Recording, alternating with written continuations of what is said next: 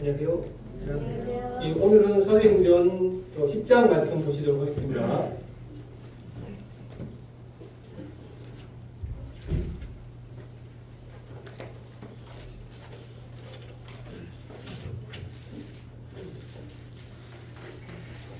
예, 사도행전 10장입니다.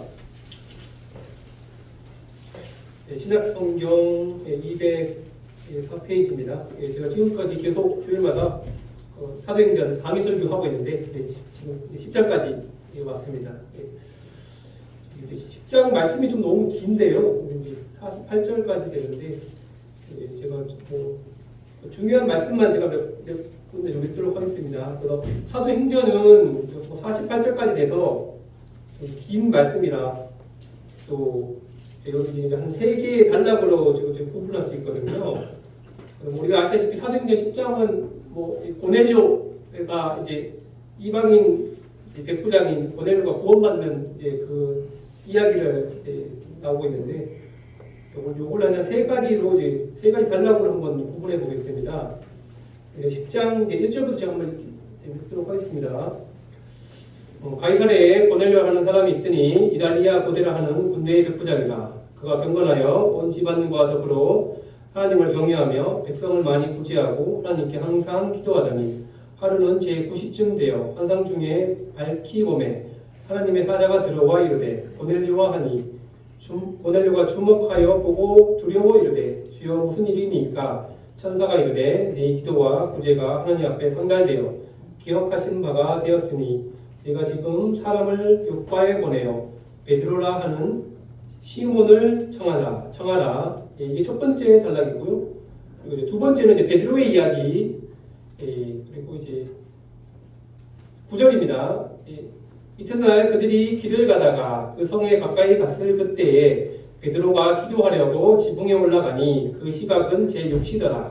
그가 시장하여 먹고자 하며 사람들이 준비할 때에 황홀한 중에 하늘이 열리며 한 그릇이 내려오는 것을 보니 큰 보자기 같고 내 길을 메어 땅에 들이웠더라. 그 안에는 땅에 있는 각종 4발 가진 짐승과 기는 것과 공중에 나는 것들이 있더라.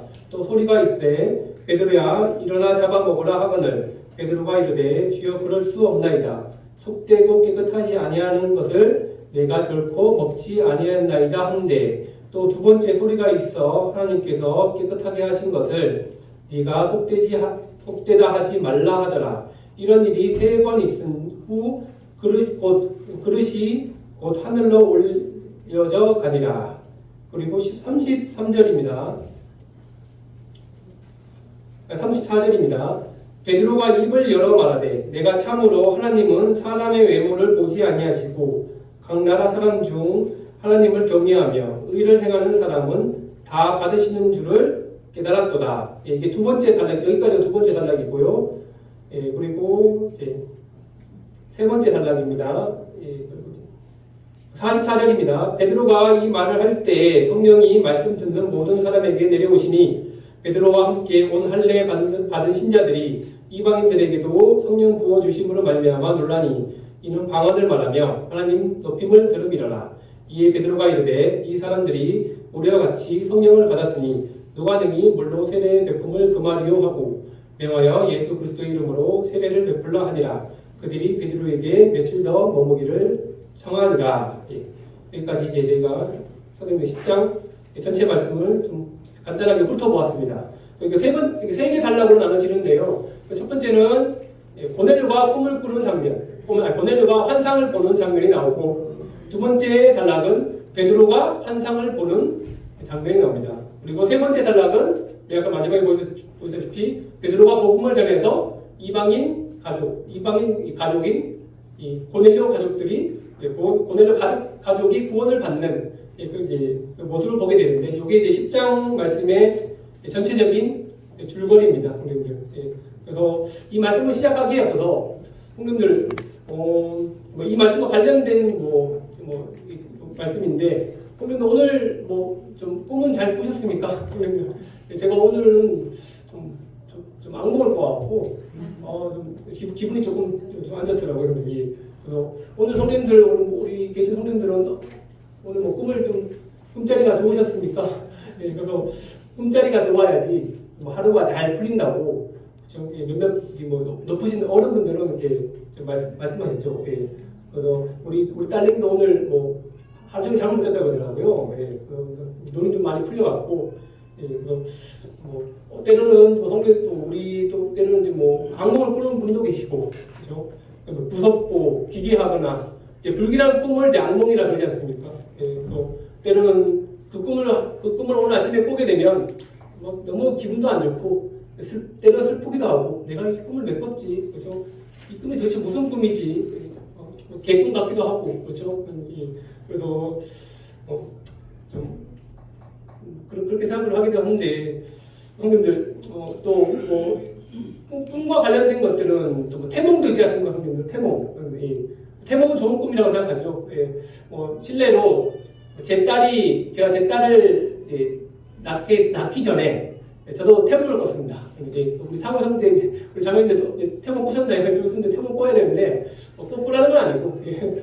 저도 저희 자매는 못 꿨고 저는 이제 제가 태몽을 꿨는데 태어나기 전이죠. 아주 깨끗한 시냇물에 이거 거짓말 아닙니다, 선생님들.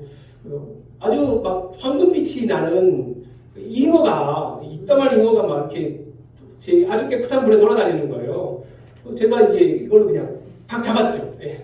박 잡았죠. 그래서 잡은 다음에 그 다음날 아침에 기분이 좋아서 깨어갖고 어머니한테 어머니 제가 꿈을 꿨는데 이 꿈이 무슨 꿈이에요? 물어봤죠. 이렇게 아주 깨끗한 시냇물에 아주 불빛 반짝반짝거리는 잉어가 이렇게 돌아다니는 헤엄치고 있는 걸 내가 한 손으로 확 잡았다 그러니까 어머니가 야 아들아, 야 너 그거 태몽이래.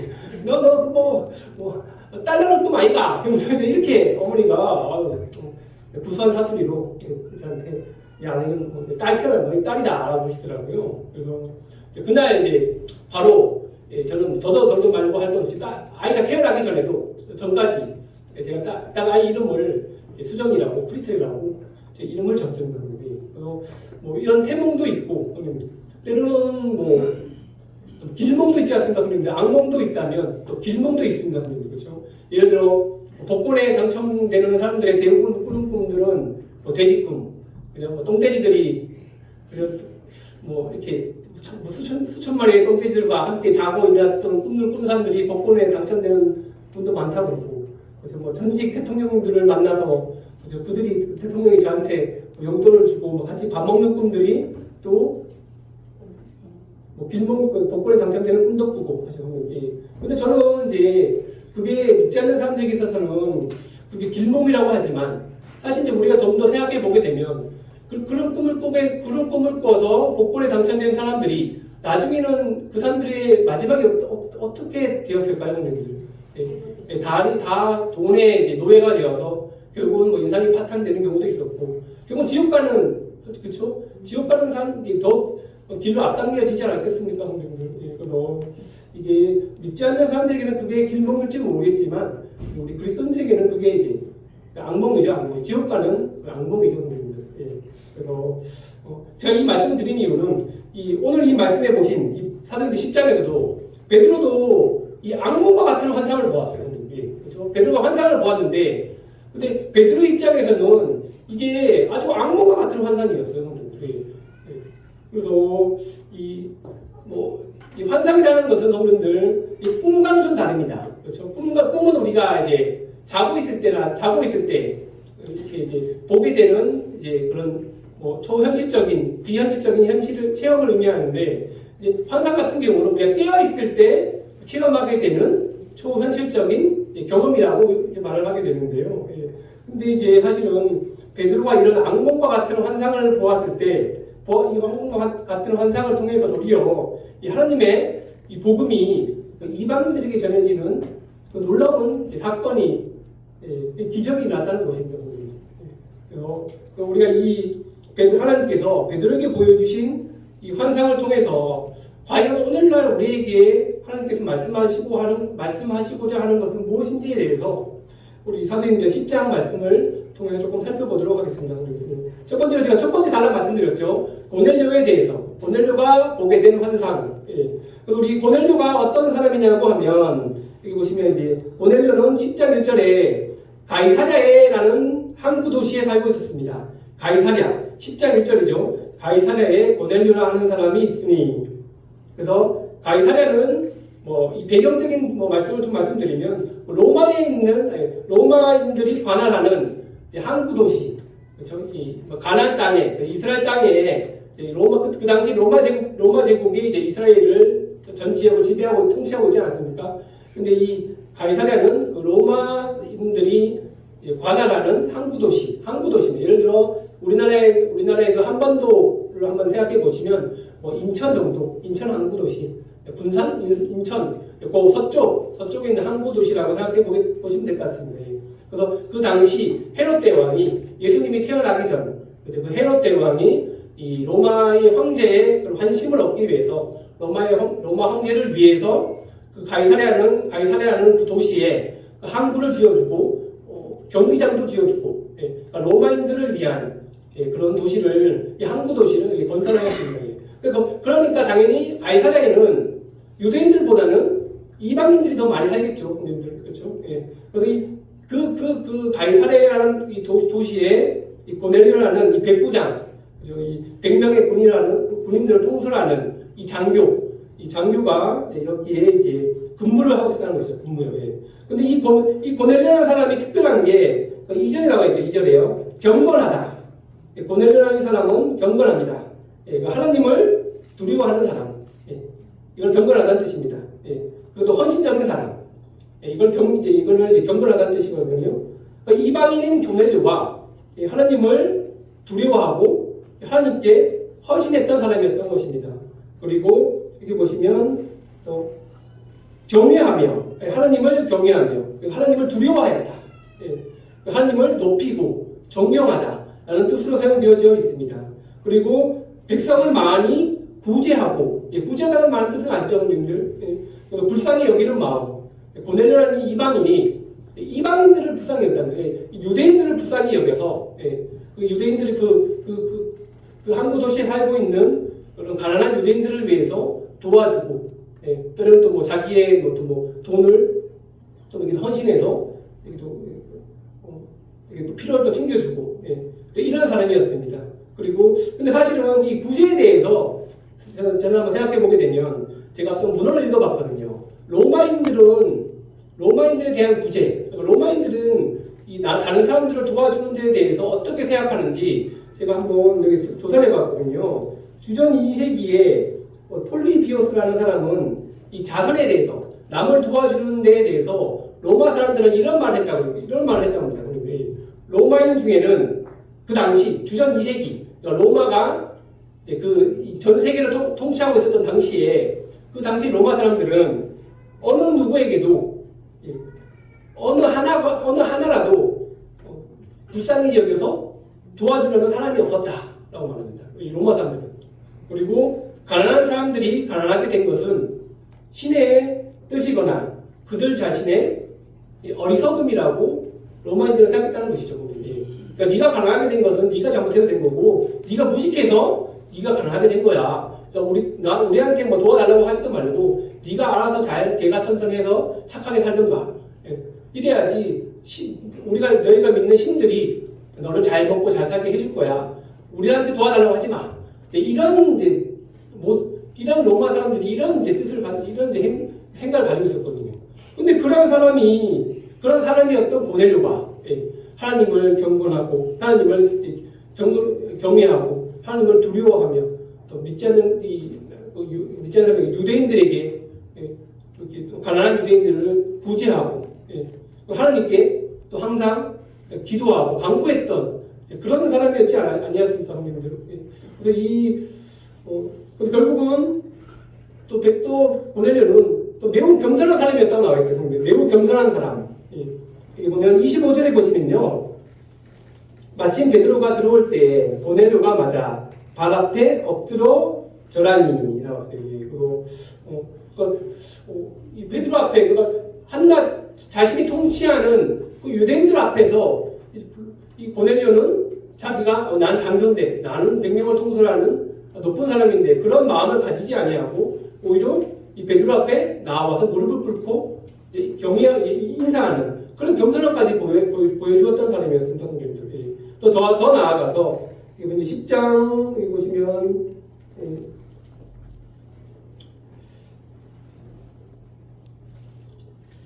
유대인들에게 또 칭찬받는 사람이라고 나와 있습니다.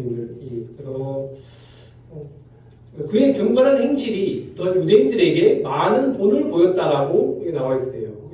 그러니까 우리가 고넬료가 그가 어떻게 하나님을 경외하게 되었는지는 우리는 알지 못하지만 이 가이사랴 주위에 살고 있었던 유대인들의 그런 신앙을 통해서 아마 고넬료가 하나님을 알아가고 하나님을 경외하는 마음을 이제 가졌던 것 같아요. 유대인들을 통해서 고넬료는 이 신앙적 영향력을 아마 받았을 것이라고 저는 생각을 하게 됩니다. 그래서 우리는 사실 이 첫 번째 단락, 고넬료가 경건한 사람, 하나님을 믿는 경건한 사람. 비록 고넬료는 유대인으로 개종하지는 않았습니다, 성도님들. 그 당시의 문화를 보면요, 이 이방인이 유대인으로 개종하기 위해서는 뭐 율법을 잘 지켜야 될 뿐만 아니라 또 할례를 받아야 됩니다.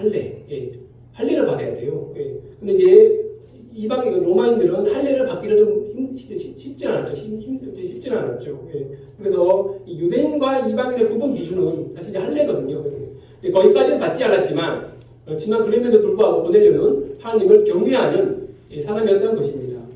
저는 이제 첫 번째 단락을 통해서 우리가 깨닫게 되는 것은 성도님들, 사실 이제 하나님을 믿지 않는 이 사람들이라고 해서 우리가 모두 행실이 좀 악하다고는 우리가 생각해서는 안 될 것 같습니다, 성도님들. 그렇죠? 하나님 우리 성경적으로 봐서는 하나님 믿지 않는 모든 사람들은 죄인이라고 성경에 분명히 기록되었지만 그래도 하나님을 믿지 않는 모든 사람들이 다 나쁜 사람이다. 다 행실이 고약하고, 다 이 사람들은 정말 상대에서도 안 될 사람들이다. 라고 우리는 생각해서는 안 된다는 것이죠. 우리가 만약에 복음을 전할 때, 제가 나중에 말씀드리겠지만, 베드로는 자기에게 가장 고치지 못할 불구의 병이 하나 있었어요. 그게 뭐냐면 선입견이었습니다. 선입견, 편견. 그래서 이방인들은 다 개와 돼지 같은 사람들. 그렇죠? 이방인들은 절대로 복음을 듣지 못할 사람들, 하나님의 은혜 밖에서 떨어져 있던 사람들이라고 베드로는 이런 자기의 마음 가운데 항상 선입견을 가지고 있었거든요. 그렇기 때문에 혹시나 우리 마음 가운데서도 마찬가지로 하나님을 믿지 않는 사람들은 다 우리랑 달라. 하나님을 믿지 않는 사람들은 다 우리랑 행실이 나빠. 아주 그냥 좋지 않은 사람들이야. 우리는 그렇게 생각하고 있지 않나요, 혹시나 여러분들? 여기 말씀에서는 고넬료는 하나님을 믿지 않았음에도 불구하고, 구원받지 않았음에도 불구하고, 오히려 더 유대인들보다 더 이제 거룩한 신앙생활을 하고 있었던 것을 우리가 보게 돼요. 그리고 또 더 나아가서 오히려 믿지 않는 사람들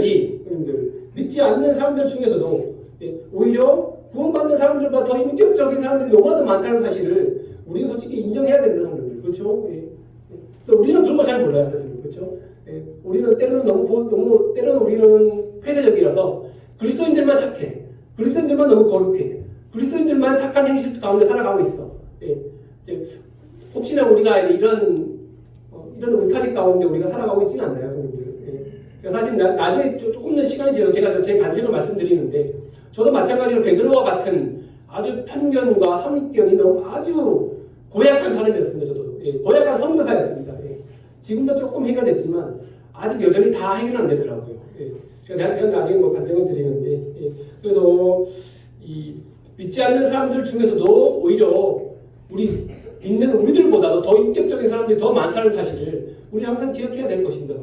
예를 들어 한번 생각해 보세요. 우리 보육원에 보시면요.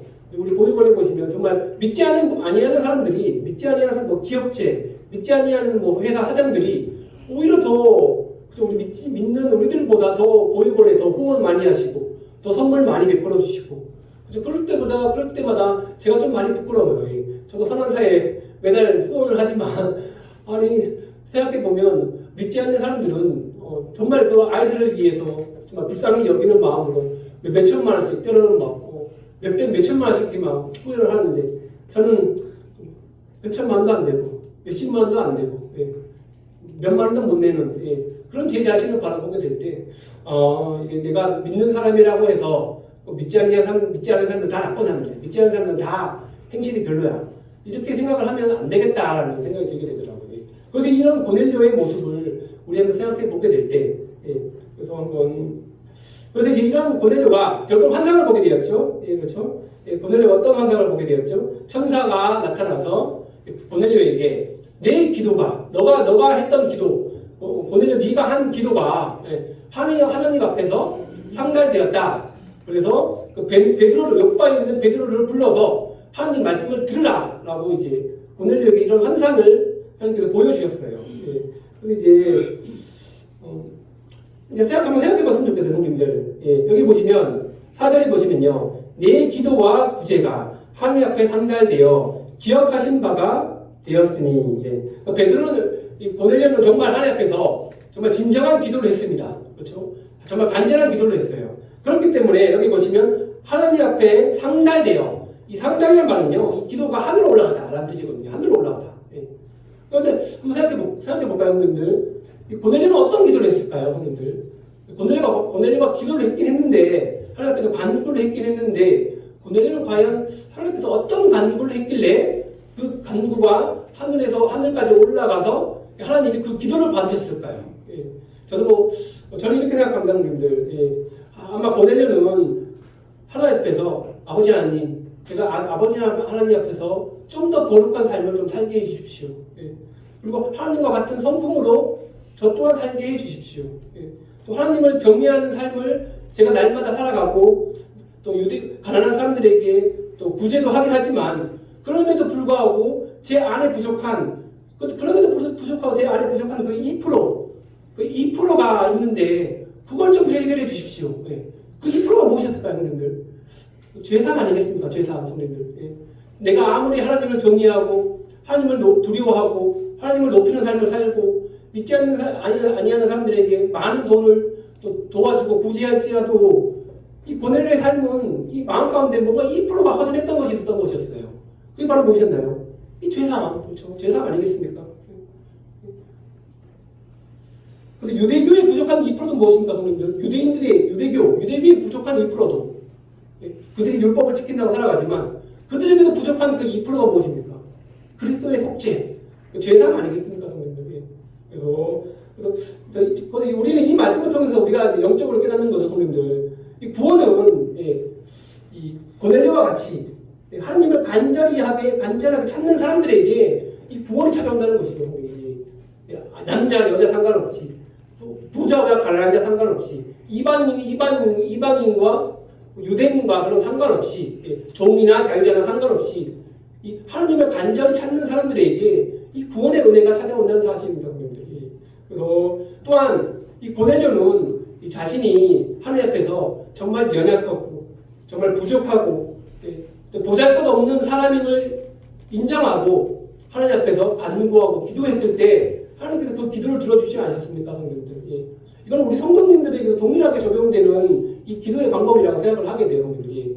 우리도 주님 앞에서 기도할 때 우리의 기도가 하나님 나라에까지 올라가기 위해서는, 하나님께 상달되게 하기 위해서는 또 우리의 모든 기도가 정말 겸손한 마음으로 자신의 심령을 드리고 주님, 저는 주님 앞에 드릴 것이 기도밖에 없습니다.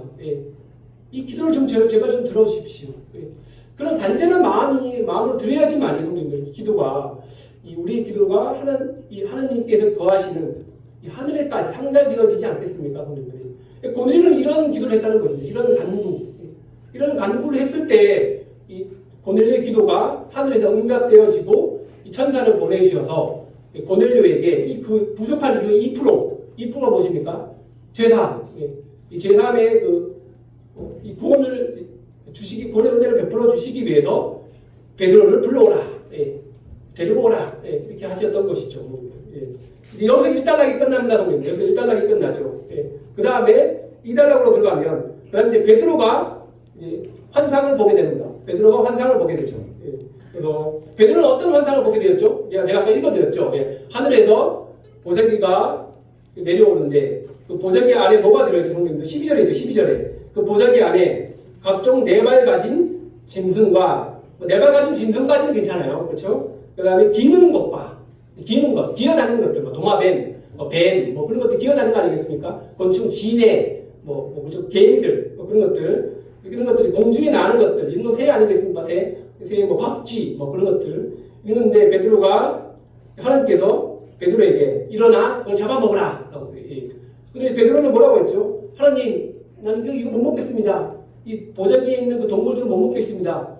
왜 못 먹는다 그러죠? 그러니까 부정한 동물, 그러니까 안에는 부정한 동물이 있다는 것이었죠. 부정한 동물. 부정한 동물이 있다는 것은 여기 기는 것들, 기는 것. 그러니까 레위기서에 보시면요, 성님들, 이스라엘 백성들이 먹어야 될 음식과 먹어야 될 짐승과 먹지 말아야 할 그 짐승을 하나님께서 잘 구체적으로 말씀해 주고 계시는데요, 성님들. 거기 보시면 우리는 이제 그렇게 해석하죠.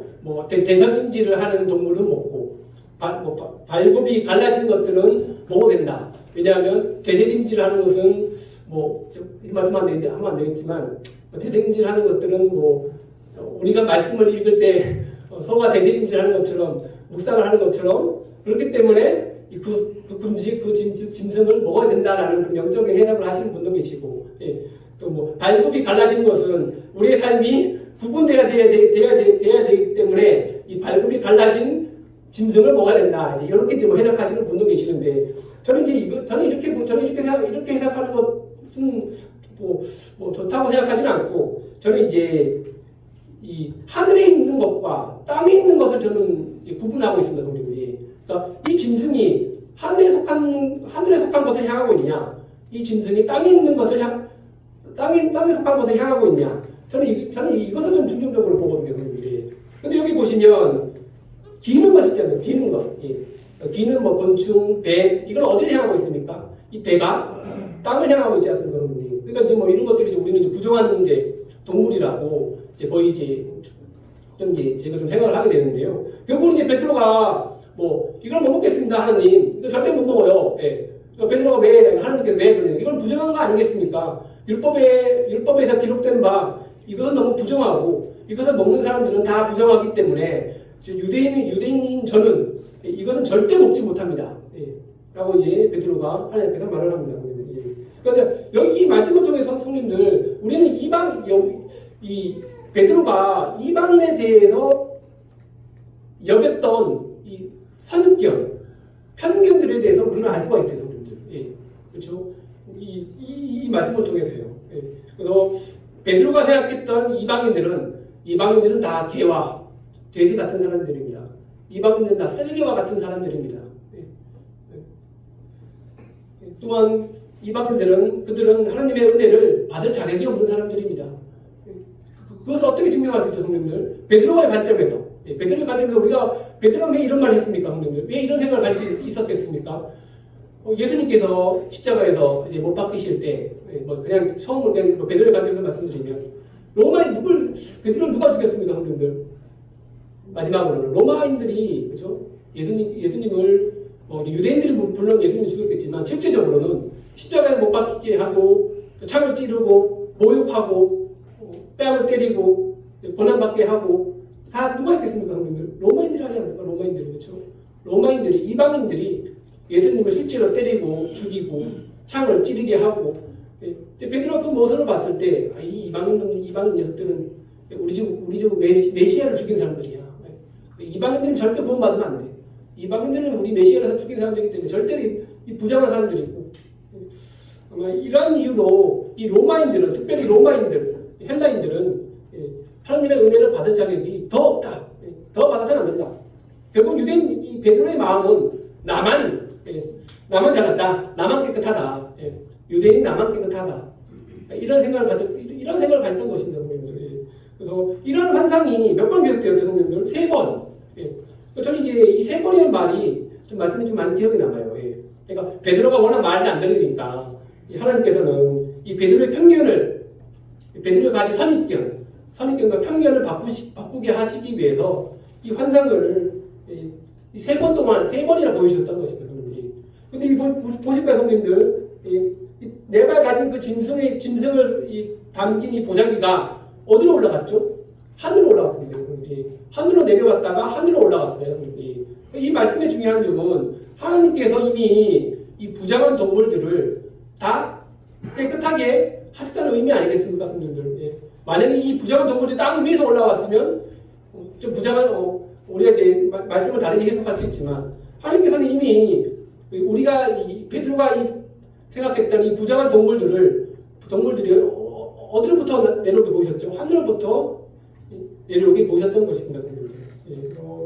하나님께서는 이 베드로가 보여주는 환상을 통해서 아니다. 네가 생각했던 너가 편견으로 여겨왔던 너가 선입견으로 생각해왔던 그 이방인들도 이제는 구원받을 때가 왔다. 그러니까 이것을 보여주게 하시기 위해서 하나님은 베드로에게 이러한 환상을 보여주었던 것입니다. 그래서 선생님들 저는 이 베드로가 보여준 환상을 통해서 우리는 영적으로 좀 여러 가지 많은 교훈들을 저희들이 얻을 수 있습니다. 첫 번째로는 때때로 우리가 가진 이 불신자들에 대한 보이지 않는 이 편견이 선입견이 이 복음의 장애가 될 때가 얼마나 많지 않은가요, 선생님들? 그러니까 선생님 제가 우리 세상에는 정말 많은 병들이 있습니다. 많은 불치병이 있어요. 근데 이제 어떤 학자들은 말하더라고요. 세상에 많은 병들이 있는데, 많은 불치병들이 있는데, 제일 고치지 못할 불치병이 선입견, 편견이라는 불치병이랍니다. 그러니까 베드로도 성도님들 30년 이상 이 이방인들은 절대로 구원받지 못해. 이방인들은 개와 돼지와 같은 쓰레기와 같은 사람들이라는 이 선입견, 더 나아가 편견, 이거를 거의 30년 이상을 가지고 있지 않습니까, 성도님들? 그래서 때로는 우리의 종교적인 열심과 때로는 우리 종교적인 신념이 우리 다른 사람들을 향해서 이 선입견을 만들고 있지 않나요, 여러분들? 여기 있는 믿지 않는 사람들은 절대로 구원받을 수 없어. 내가 보니까 이 사람들은 구원받을 상태가 아닌 것 같아. 이제 우리 스스로만 판단하고 있지 않나요? 그래서 사실 이제 우리가 성도님들 우리는 불신자들과 함께 살아가고 있지 않습니까, 성도님들? 그래서 불신자들과 함께 믿지 않는 사람들과 함께 직장 생활을 하고 믿지 않는 사람들과 함께 학교 생활을 하고 여러 생활을 하게 될 때 때로는 이 불신자들이 우리를 괴롭히거나 그렇죠? 우리를 모욕하거나 우리를 때로는 비난하거나 그런데 이제 우리의 반응이 어떻겠습니까? 우리의 반응 어차피 그들은 지옥 갈 사람이니까 아이 지지라 이게 그렇게 할 때가 얼마나 많지 않겠습니까, 성님들? 이 사람은 도저히 구원받을 수 없는 사람이야. 지옥 가도 마땅한 사람이야. 왜? 안 믿으니까. 그렇죠? 나보다 더 하나님을 안 믿지도 않고 나보다 더 거룩하지 못한 사람이니까 나를 괴롭혀왔던 사람이니까. 베드로도 동일한 이 마음을 가지고 있지 않습니까, 성님들? 편견, 선입견. 그래서 성님들 우리도 조심해야 될 필요가 있습니다, 성님들. 우리도 신앙생활을 하면서 굉장히 조심해야 될 부분이 나만 거룩하다, 나만 훌륭한 사람, 나만 주님 안에서 깨끗한 사람이다, 나만 거룩한 삶을 살아가고 있다. 그런 생각은 우리가 벗어나야 됩니다. 물론 하나님께서 우리 주 예수 그리스도의 거룩하신 보혈로 말미암아 죄인된 우리들을 깨끗하게 하시고 우리를 거룩하게 하신 것은 맞습니다. 하지만 그것이 우리의 자랑이 되어야 될 것이 아니라 오히려 그러한 은혜가 우리가 믿지 않는 사람들에게 이 사람 믿지 않으니까 나랑 달라 그런 마음을 갖는 것이 아니라 오히려 이 고넬료와 같이 오히려 더 구제하는 마음을 갖는 마음과 더 사랑하는 마음을 가져야 되지 않겠습니까, 성님들? 오히려 우리가 이러한 잘못된 마음을 갖게 되면 제가 다시 한번 말씀드리지만 편견과 선입견을 가지게 된다는 것입니다. 이거 정말 고치기 힘든 병이거든요. 어떤 사람에 대해서 이 선입견이라는 말의 뜻은 어떤 뜻입니까, 성님들? 어떤 한 사물에 대해서 딱 고정된 관념을 갖는 게 선입견입니다. 그렇죠? 이 사람 딱 이 사람이야. 이 사람 딱 이런 마음을 가지고 있어. 그런 것들. 근데 이게 선입견이 더 심해지면 편견이라는 뭐가 긍정인지 뭐가 부정인지도 헤아리지 못하는 그런 상태, 한쪽으로만 치우쳐지는 상태에 놓여 있습니다. 그래서 우리나라 정치권도 그렇지 않습니까, 성도님들? 제가 이런 말씀드리면 안 되지만 길을 가다가 어떤 분이 물어봐요, 성도님들. 선생님은 어느 고향이 어디세요? 그러면 저는 경상도 사람입니다. 그러면 아시죠? 정치 세계 보수적인 사람이군요. 딱 그렇게 편견을 전라도뿐이면 또 다른 정치 이런 것들이 다 사실 선입견 아니겠습니까, 성도님들? 어떤 지역에 나눠서 이 사람은 이런 사람이다, 이 사람은 이런 사람이다라고 하는 것들. 그래서 이 베드로도 이런 마음을 갖다는 것입니다. 그런데 결국은 10장 15절에 보시면요, 하나님께서 이러한 베드로가 가졌던 모든 선입견과 편견들을 다 깨끗하게 하셨다는 것입니다, 성도님들. 여기 보시면 15절에 보면 하나님께서 깨끗하게 하신 것을 네가 더럽다, 속되다 하지 말라 하더라라고 이제 하나님께서 말씀하시는데, 이 깨끗하게 하셨다라는 말은 그냥 우리가 물로 깨끗하다, 하나님께서 그냥 단순하게 더러워진 것을 깨끗하다는 말이 아니라 이걸 원어적인 해석으로 봅니다, 성도님들. 의식적으로 정결케 하다라는 뜻을 가지고 있어요. 의식적으로. 그러니까 종교적으로, 제의적으로 그 의미로 사용되어져 있거든요. 그러니까 이 말씀은 제의적으로 속죄하다. 내가 속죄하는 것을 네가 왜 더럽다고 네가 스스로 왜 편견을 가지고 생각하느냐, 이 말이거든요, 성도님들. 그래서 그리스도의 피를 통해서 베드로, 네가 생각했던 모든 부정한 것들이 이미 하나님께서 정결케 하셨다. 이 부정한 모든, 네가 생각했던 그 모든 부정한 것들이 지금 하늘에 있지 아니하느냐, 하늘에 속해 있지 아니하느냐. 그렇기 때문에 그것이 하늘로부터 내려와서 너에게 보여주었다. 이 말이거든요, 성도님들. 그러니까 이 15절 말씀은 하나님께서 베드로를 조금 책망하는 느낌도 들어요. 내가 이미 그리스도의 속죄 사역을 통해서 모든 것을 다 깨끗하게 했는데 네가 왜 스스로 더럽다고 편견을 가지는 거냐? 하나님께서 베드로에게 책망하고 있는 모습을 저는 보게 됩니다, 성도님들. 그래서 이 하나님의 관점에서 볼 때, 또 이 제의적인 관점, 제의적, 속죄적인 관점에서 볼 때는 성도님들, 모든 사람들은 믿지 않는 사람들이나 믿는 사람들이나 모두 깨끗함을 받았다고 성경에서 나와 있어요, 성도님들. 왜냐면 근데 왜 믿지 않는 사람들이 왜 지옥으로 가게 될까요? 그러니까 그리스도께서 이미 이루어 주신 이 그리스도의 속죄 사역들을 믿지 않는 사람들이 믿지 않으니까 그때 지옥 가지 않겠습니까, 성도님들? 요한복음 19장에 예수 그리스도께서 십자가에서 매달리시고 이제 돌아가실 때 되었을 때 이제 예수께서 마지막에 뭐라고 말씀하셨습니까? 다 이루었다. 다 이루었다. 다 이루었다가 무슨 뜻입니까, 성도님들? 이 인간들을 향한 이 세상의 모든 인간들을 향한 이 속죄 사역을 내 몸이 희생됨으로 말미암아 다 이루어졌다. 제가 이 모든 사람들의 죄가 다 용서되었다. 나를 통해서 이게 다 이제 이루어졌다는 거 아닙니까, 성도님? 근데 결국은 믿지 않기 때문에 불신자들은 이 그리스도의 그 속죄 사역을 믿지 않기 때문에 그들은 부정한 자가 되었고, 그래서 심판을 받는 것이 아니겠습니까, 성도님들?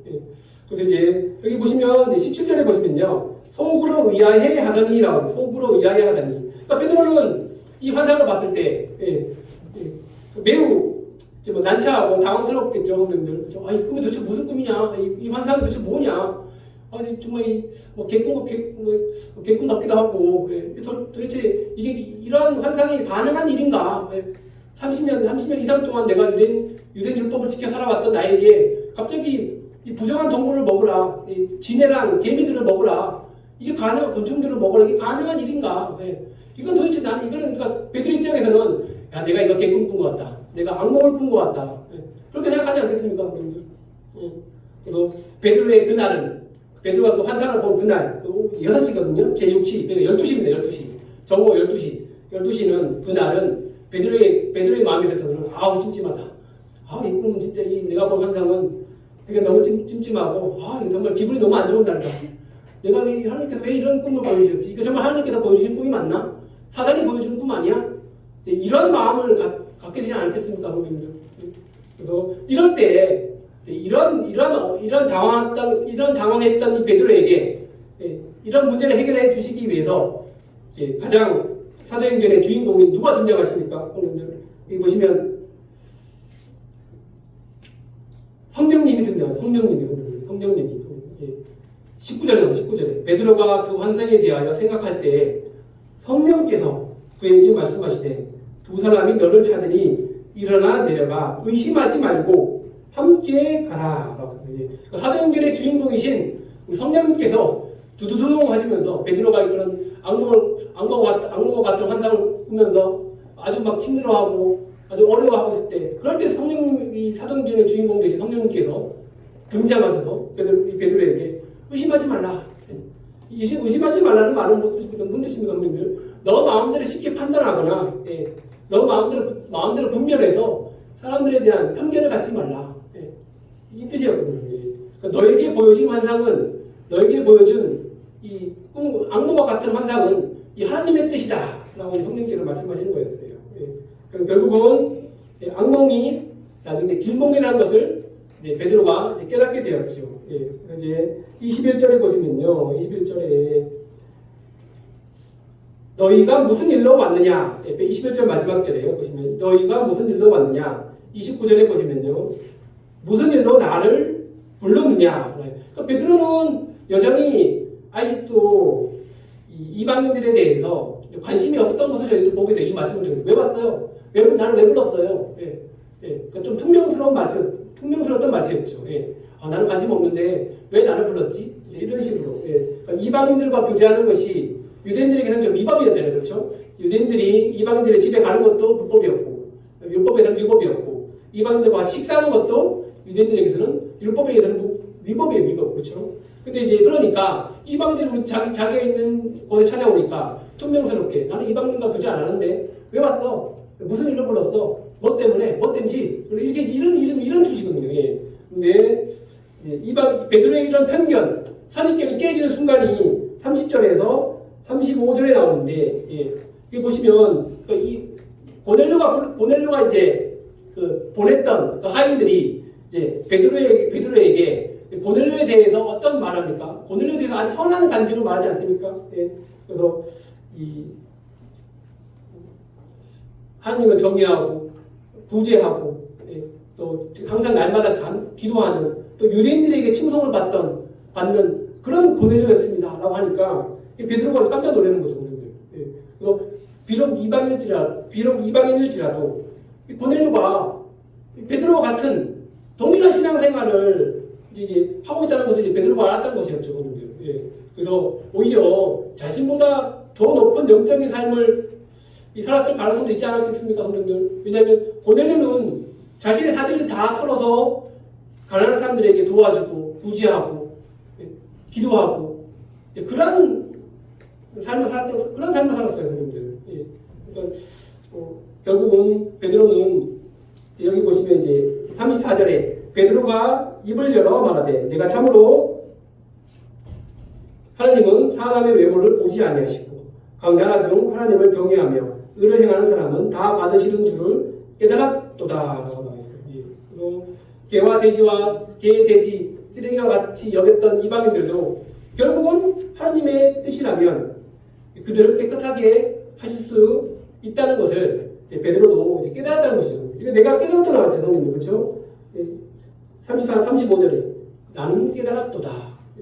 그래서 사실 성도들 깨달은 것에서 끝나는 것이 아닙니다. 그렇죠? 내가 그동안 선입견을 가졌습니다. 내가 이방인들에 대해서 편견을 가졌습니다. 깨닫는 것으로 끝나는 것이 아닙니다. 베드로는 어떻게 됐습니까, 성도들? 그 마음에서 변화가 일어났죠. 변화가 일어나서 믿지 않는 그 고넬료 집에 들어가 고넬료에게 그 가족들에게 복음을 직접 전하였습니다, 성도들. 그 성도들 이 말씀을 통해 두 번째 단락을 통해서 우리가 이제 좀 살펴보아야 할 그 영적인 교훈들이 무엇이냐면, 성도들 우리도 이 믿지 않는 사람들을 향해서 이 베드로와 같은 편견을 가지지 말아야 할 이유는 무엇입니까, 성도들? 우리도 동일하게 고넬료와 같은 개와 돼지, 쓰레기와 같은 삶을 살아갔던 사람이 아니었겠습니까, 성도들? 우리가 구원받기 전에 우리의 삶을 한번 되돌아보십시오. 우리가 고넬료보다 더 나은 게 무엇입니까? 그렇죠? 죄 짓고 방탕하고 사람을 욕하고 우리 하나님을 섬기지 아니하고 다른 신들을 섬겼던 정말 고넬료보다 더 못했던 우리의 삶을 살아가고 있지 않습니까, 형님들? 저는 이번 기회를 통해서 제가 조금 회개해야 할 형님께 좀 회개 드릴 것이 있는데, 저도 예전에 우리 보육원 선한사 아이들을 향해서 굉장히 좀 편견과 선입견을 가졌던 사람 중에 하나였어요. 왜냐하면 뭐 아시다시피 보육원 아이들이 때로 사고를 많이 치잖아요. 그렇죠? 사고도 많이 치고 보육교사들도 좀 힘들게 하고 사무실 직원들도 많이 좀 힘들게 하고 때로는 뭐 또 우리 원장님도 가끔씩 또 뭐 법원도 갈 때도 있고 경찰서 갈 때도 있고 그럴 때도 많잖아요. 그렇죠? 그렇죠? 그럴 때마다 얘들 어떻게 관리해야 되나? 얘들 정말 구원받을 수 있을까? 저는 그냥 멀리서만 이렇게 좀 봐도 안타까워했는데 어떤 애가 뭐 이런 말 안 하겠습니다. 저한테 와갖고 욕을 되게 하는 거예요. 야, 나 선교사야. 너 교회에서 너 내 얼굴 보잖아. 뭔데요? 네가 뭐야? 자꾸 나한테 그러는 거예요. 이제 제가 원장님한테 말 안 했는데, 근데 그럴 때마다 진짜 버릇없게 행동하는 것을 보게 될 때 제 마음 가운데 야, 이놈이 정말 뭐 예수님 믿고 구원받을 수 있나? 이제 이런 정말 마음이 들 정도로 야, 이놈은 예수님 믿으면 안 되겠다. 이제 그런 이제 제 마음 가운데 그런 좀 편견이 오게 되더라고요. 그 애를 볼 때마다 짜증 나는 거예요. 얘는 글러먹었어. 얘는 하나님 말씀 들을 자격도 없고 교회도 나오면 안 돼. 이제 이런 이제 저희가 아주 나쁜 선입견을 갖게 하게 되었더라고요. 이 베드로 이 사도행전 10장 말씀을 통해서 제가 조금 회개하는 마음을 좀 갖게 되었습니다. 하나님께서도 우리 선한 사마리아 아이들을 사랑하시고 그 아이들을 위해서도 십자가에 돌아가셨는데 제가 어찌 그 선한 아이들을 제가 쉽게 판단하고 선입견을 가지고 얘는 안 돼, 얘는 안 돼, 얘만 돼. 제가 그렇게 될 수 있겠습니까? 실제로 성령들 그렇죠? 이 선한사 이 졸업한 우리 학생들 중에서도 정말 고넬료와 같이 정말 경건하고 경건해야 하나님을 사랑해서 구원받아 하나님이 지금 일꾼으로 세워진 또 하나님이 이래 또 열심히 하는 또 우리 젊은 청년들도 얼마나 많지 않겠습니까? 그렇죠? 선질 학생도 있고 영철 학생도 있고 우리 더 나아가서 우리 나나자매님도 선한사 출신이시지만 지금 우리 남사교회에서 아주 훌륭한 주님의 사역 잘 감당하고 있지 않겠습니까? 우리 그걸 생각해 볼 때 내가 왜 편견을 가졌을까? 내가 왜 선한사 아이들에게 내가 편견을 가졌을까? 이놈들은 구제불능이야. 이놈들은 안 돼. 이놈들 복음을 들을 자격이 없어. 내가 왜 그랬을까? 그런 좀 마음을 많이 갖게 되었고 선교지도 마찬가지였더라고요. 제가 선교사로 살아갈 때 많은 지역 사람들이 선교지에서 자꾸 저를 볼 때마다 칭칭종 이러래요. 이놈들 뭔 뜻인지 아시죠? 칭칭종이란 말이 칭칭종. 이게 이제 그 칭칭종이란 말은 그죠 레이시즘 인종차별적 발언이에요. 인종차별적 발언. 그러니까 우리 얼굴들은 이제 뭐 중국이처럼 비슷하게 생기니까 이제 현지 사람들은 장난으로 하는 말인데 또 진심으로도 말을 하죠. 자기가 화가 나면 선교사 우리 앞에 와서 자꾸 칭칭청 해버리면 너무 화가 나는 거예요.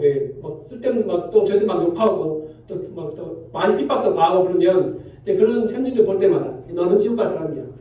너는 하나님 믿을 자격도 없어. 이런 선입견을 제가 갖게 되었죠, 성도님이. 그래서 이제 이런 것이 안 되는 것인 줄도 알면서도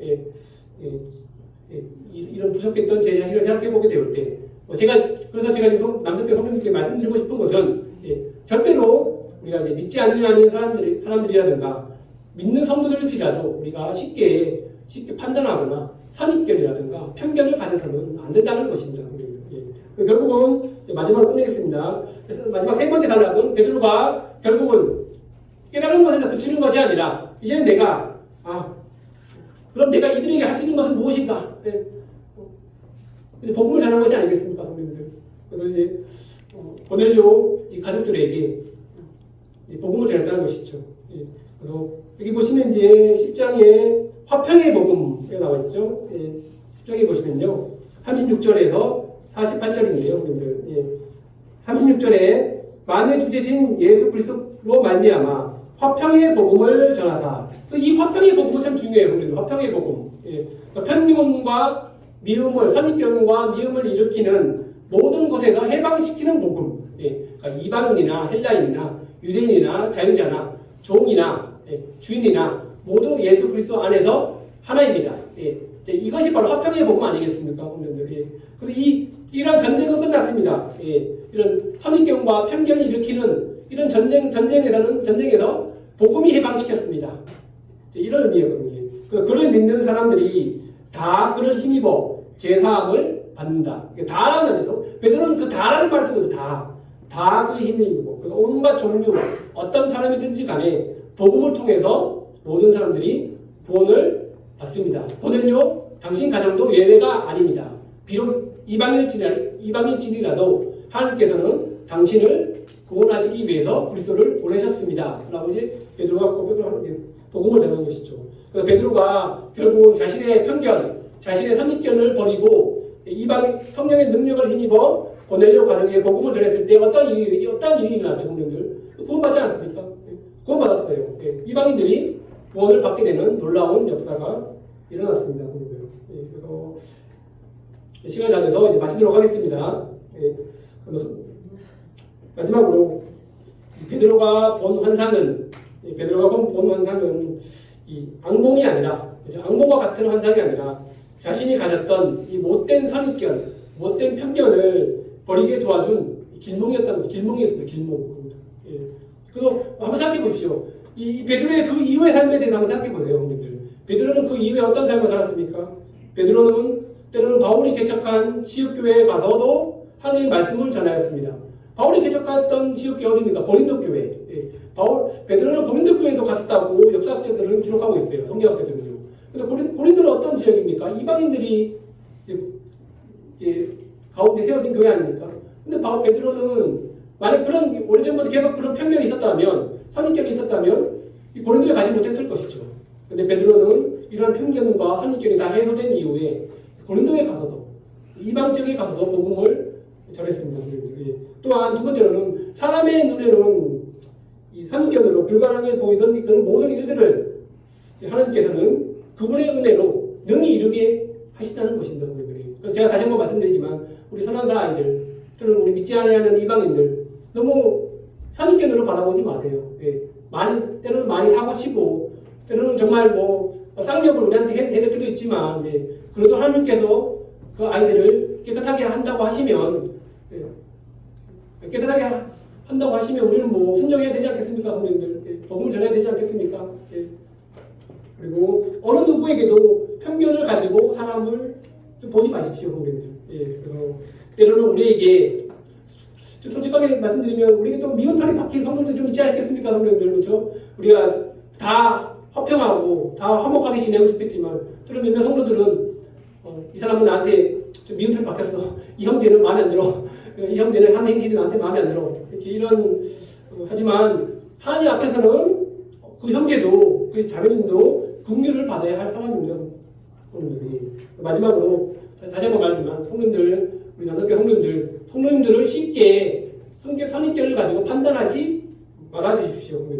왜냐하면 하나님께서 우리 모든 성도님들을 그리스도의 예수의 피로 다 깨끗하게 하셨습니다. 그래서 우리 모임 가운데 때로는 어떤 연약하고 조금 부족한 지체들이 있을지라도 우리 주 성령께서는 그 지체들을 영적으로 더욱더 자라게 하실 수도 있고 더욱더 거룩하게 하실 수 있다는 것입니다. 그래서 우리 사람의 판단대로 이 형제는 안 돼, 이 자매는 별로 쓰임 못 받을 거야, 그렇게 하지 말았으면 좋겠습니다. 그래서 오늘 이 사도행전 10장을 통해서 베드로가 가졌던 편견이 우리 주 예수 그리스도의 은혜로 말미암아 해결되는 모습을 보게 되었습니다. 다시 한번 우리 남자교회 모든 성도님들이 우리 믿지 아니하는 사람들을 바라볼 때나 믿는 성도들을 바라볼 때나 다 동일하게 사랑으로 편견을 가지지 마시고 항상 동일하게 사랑과 은혜와 긍휼로 바라보셨으면 하는 바람이 있습니다. 우리가 이러한 관점으로 살아갈 때 복음이 더욱더 우리 선한 사마리아원에 더욱더 잘 퍼지지 않겠습니까, 성도님들? 다시 한번 감사드립니다.